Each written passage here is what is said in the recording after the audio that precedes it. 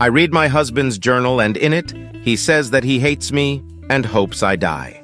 The author of the post is listed in the description. My husband has kept a semi-regular journal throughout our 4-year relationship. He does not keep it hidden, and up until now, I have always respected his privacy.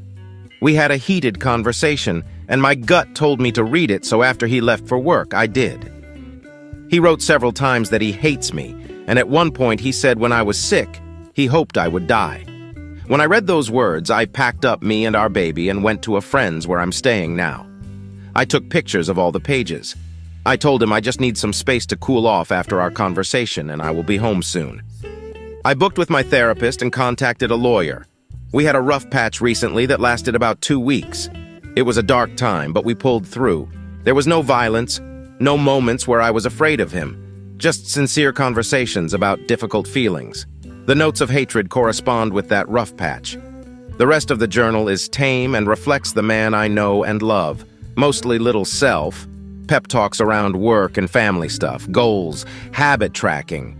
He has sent me several warm messages since I left. He says he's glad I'm taking space for myself, that he looks forward to reconnecting when I come home. It's okay to have little hiccups, that he loves me, etc. I was sure our relationship was over the moment I read that he hates me, or even the moment I felt the need to violate his privacy, but the warm messages and the rest of the journal have me wavering a little. I understand the need to blow off steam when things are tense, and journaling is a healthy way to do that. But never in even our darkest moments have I fantasized about his death. Splitting up maybe, but this feels so sinister. I don't know how I could ever feel safe around him again. Is this just healthy venting and I'm overreacting here?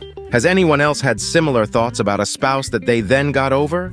Or is this a man I need to protect myself and my baby from? Edit to add context. The rough patch was about his feelings for another woman. He didn't cheat, but his friendship with her makes me uncomfortable. The part of the journal where he says he hates me was written as a love letter to her. He says he thinks about me dying and being replaced. Relevant comments before update. Commenter, I'm married 17 years and I've never wished my spouse would die. Like, what? Does he know you've seen this? He just left it out like he wanted you to see it, and you are the mother of his child. Answer, he doesn't know I've seen it. He has always left it out. Top comments. Commenter, it is over. He wrote a love letter in his journal to another woman. You know it is more than a friendship. No matter what he says to your face, stay strong. Contact an attorney. Go to your home while he is at work and gather more of your belongings. I am sorry. Don't believe his words now. He is seeing a strong woman stand up for herself, and reality is hitting him in his face. Another commenter. Email those pictures to at least one person you trust before he finds out you've seen them. First update. I took a commenter's advice and sent the pictures to a trusted friend. She pointed out that a passage I initially read as "every day I think about telling her" actually very clearly says killing her. I guess my brain couldn't comprehend that at first. I received a ton of helpful perspective and support, but that comment in particular might have saved my life. After I digested that, I called a crisis line and they were quite helpful in talking me through the shock. They also put me in touch with a center that's helping me get more affordable legal help. Bought some more time from my husband. Told him I'm enjoying getting out of town and I'd like to stay an extra night or two.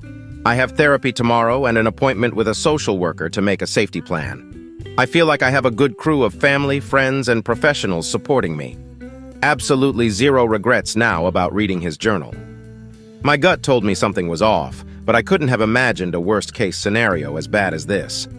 I'm so glad the inner alarm bells were louder than my conscience this time. Nothing about this marriage is worth risking my life to salvage. Second update.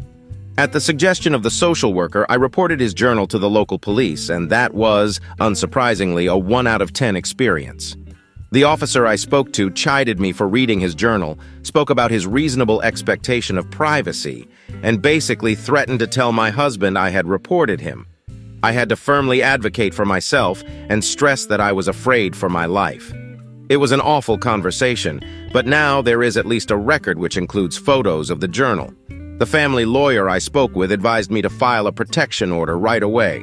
The order would ban him from all contact with me and our child, bar him from our residence, my workplace, and any other places I request. He would then have to prove to a judge that he is a fit parent to be able to see his daughter again, and then we would go to mediation to try and agree on what visitation would look like. Another wrench in this situation is that we own a business together. I have an appointment with another lawyer this week to discuss what my options are there. The business was my idea. I'm confident I can run it without him, and I want to. But he's put a lot of time into it, and it's the main source of income for both of us right now. It's a good moneymaker, and I'm worried he'd fight me tooth and nail on this. We take turns going in, so I went as usual on Saturday with a friend and a baseball bat. I continued my act of intending to reconcile, doing video calls with the baby, etc. While I was at our workplace, I found another journal. Page after page, love letters to this other woman going back months.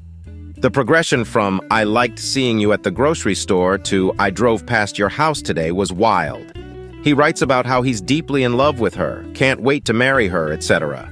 He wrote about every interaction he's ever had with her, and the poor woman seems completely innocent and oblivious.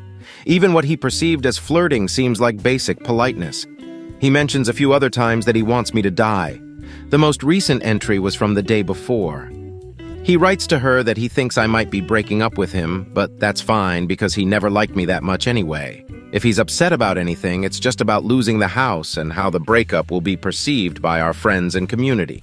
Curious if people think I should warn the other woman, it's my instinct not to, at least not before the ink dries on our impending paperwork. I was already concerned about how he might react to being served with the protection order. Most worried that he might try to sabotage our business or trash the house. Given how preoccupied he seems to be with his public image, I made a plan to confront him about the journals and use the protection order as leverage. Here's how it went down. I left the journal and my baby with my friend and went to our house with 2 trusted male friends and the baseball bat. They waited on our porch. I told my husband that if they heard anything louder than a speaking voice, they would come in with the bat. I told him I had to tell him something he wouldn't like to hear, and he needed to know that I had already taken steps to protect myself. I told him I read the journals, specifically what he said about wanting me to die and thinking every day about killing me. I said I had taken photos, that they are backed up, and a trusted source also has copies. That I also have the original copy of the journal full of love letters. I wondered until this moment if he had intended for me to find them, but he was obviously blindsided. He tried to say it was just venting, but I told him I would not be taking any chances or entertaining anything he has to say about it. That after reading what I read, I will never trust him or feel safe around him ever again. I told him that no one that knows him knows about this yet. The men on the porch just know that I'm breaking up with him and need support. This was true, aside from the friend that I called to stay with and the other friend I sent the photos to, who lives on the other side of the country. I said I am willing to protect his reputation here if he cooperates with me. I told him that I don't even have to ruin his chances with the other woman, but I can. I said that he can either do what I need to feel safe, or I can have that safety court ordered. He asked what I wanted, and I said I wanted him to give up the business. We'll sort out the details after I speak to the other lawyer, but for now I want his keys, and I'll be changing the passwords on everything. He didn't put up any kind of fight. He didn't want to hear anything about what it would look like to go through the courts. He didn't ask about our baby. He just calmly got up and got the keys and asked if I wanted anything else. I told him that any communication with me should be about separation logistics only, like arranging a time for me to collect the rest of my things. Since then, he has been blowing up my phone, saying I know his heart. Let's walk back from the edge. Let's talk to a therapist. He's sorry his words hurt me, etc. Each time I just tell him he's crossing my boundaries and he backs off. He apparently told his mom and sister everything, and they're supporting him in getting help. He's been cooperative so far. He's interviewing for a new job, seeing a therapist, and updating me on his movements, though I didn't ask for this. I've temporarily moved in with my parents. My commute to work is longer, but I have help with baby and home-cooked dinners, starting to settle into new routines, doing so much therapy and yoga. I inherited a small cabin before my husband and I met. It is currently being renovated, and the original plan was to move in there with my husband and baby when it's done. The cabin is actually in my mother's name because she's never trusted my husband. Correct. And wanted me to shield it from him in case of a divorce. Thank you, Mom. So I will have a permanent home for me and baby very soon. The dust still needs to settle, and it could get worse before it gets better, but I'm optimistic at this point. I'm confident I'm going to come out the other side of this as a badass single mom with an incredible child, a thriving business, and an adorable little home. Honestly, the thought of having all those things on my own without my husband is so freeing. I've got a great village supporting me. Thank you all so much for being part of it. Relevant comments. Commenter. He's already not putting up a fight, and that itself is a huge relief. If she still lets the lady know, it could make him snap and hurt her and the baby. OP has to think about her kids' safety and try to not be a target. Answer. This is exactly where my head is at. I don't know this woman, so I can't trust her not to tell her friends, and I don't want it to get back to him. Commenter. OP's lawyer or social worker should handle that. OP should share it with both. Either can take appropriate action to inform the other woman. No need for OP's life to be messier or give the soon-to-be ex anything to work with. Answer. Lawyer agreed with me that it's best not to talk to the other woman for now. The police know. Commenter. It would make a wonderful book someday. Maybe you can turn this horrible event into a stream of income for you and your baby somehow to help with your new life. It takes a week just to make the appointments sometimes, lawyers, therapists, but protection orders can come quickly. Please tell us this is real, that you didn't lie to us. Answer. It is all unfortunately real. For anyone else in a similar situation that might be reading this, in my area there is a legal center that holds space for emergency appointments every day at 2 p.m. Protection orders are processed the same day they are filed. That's my understanding. I didn't actually file one yet. As far as a therapist, I have one I see regularly, so I already had an appointment on the books. After speaking with me, my therapist opened up an additional weekend appointment because I obviously needed the extra support. Okay, next story. I had an affair with a married man, and I still don't think I deserve how kind his wife has been. I didn't know he was cheating. He told me he was in his late 30s, never married, and there were no pictures of his family on his social media, so I trusted him. I was 18. I know him being interested in someone so much younger should have been a red flag, but I'd only recently got away from a pretty abusive home, and having someone treat me like an adult made me feel special. But then I got pregnant. We weren't planning on it, but I was happy. I feel so stupid now, but I really thought we could build a life together. He tried to pressure me into aborting, and when I said no, I've no judgment for anyone who would terminate in my situation, but I couldn't imagine doing it, and it's not an easy thing to get access to where I live. He just ghosted me entirely. I ended up finding his real Facebook account. Everything he told me except his first name was a lie. He's 45 and was married with 2 kids, the oldest being only 3 years younger than me. I ended up messaging his wife. I'll call her Mary for this. She asked me a few questions, thanked me, and promised she didn't blame me, and I thought that was that.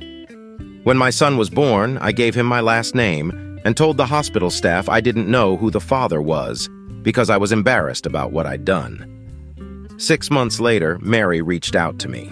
She told me the divorce was ongoing, she'd separated from her husband. He basically ditched their family entirely as soon as he was found out, which makes sense in hindsight, and wanted to know if I'd be okay meeting up to talk about things. I agreed, and TBH basically had a breakdown in Starbucks while talking to her. I'd dropped out of college. My applications for Gov assistance were taking too long, my own parents wanted nothing to do with me, and I was at risk of losing my apartment. I felt like a failure and was considering giving my son up for adoption because I didn't think I'd be able to care for him. I still feel awful about her having to comfort me, but she did. She outright hugged me despite everything. And a week later, she reached out again, saying she'd talk to her kids and that if I wanted, I could come and stay with their family. I've been living with them for almost a year now. My room used to be Mary's husband's games room, apparently, but now it's me and my sons. It was very awkward at first, especially with the kids, but they never hated me for what I did, and after some adjusting, we've been getting on well. We hang out sometimes at home and stuff. We've had a couple of sessions of all airing out our grievances about their dad, and they've both come to me for advice. The youngest invited me to her drama club's Christmas play, and I don't think I've ever been so honored. They call my son their nephew instead of their half-brother, which I guess makes us maybe sisters. But I don't want to push that if they're not comfy, so I'm not putting a label on it. And Mary's just been an absolute angel.